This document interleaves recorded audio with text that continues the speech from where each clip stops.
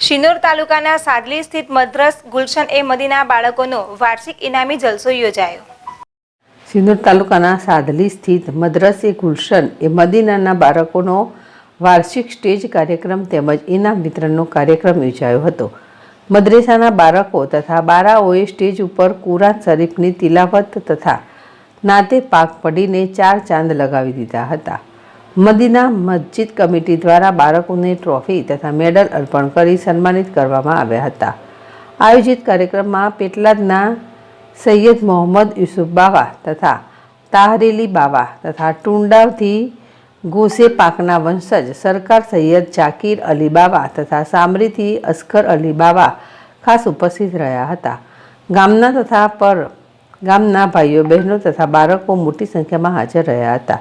બારાઓએ સારે જહાં સે અચ્છા હિન્દુસ્તાન હમારા દેશભક્તિનું ગીત રજૂ કરતા સમગ્ર વાતાવરણ દેશભક્તિમય બની ગયું હતું। મદીના મસ્જિદ કમિટી દ્વારા સ્ટેજ ઉપર 3 તિરંગા ઝંડા લગાવી જે આકર્ષણનું કેન્દ્ર બન્યા હતા। કાર્યક્રમને કમિટીના સબ્બીર રાઠોડ, યાસીન રાઠોડ તથા વકીલ જાવેદ લુહાર તથા સદ્દામભાઈ તથા મૌલાના અયુબ કાદરીએ ખૂબ સારી જહેમત ઉઠાવી સફળ બનાવ્યો હતો।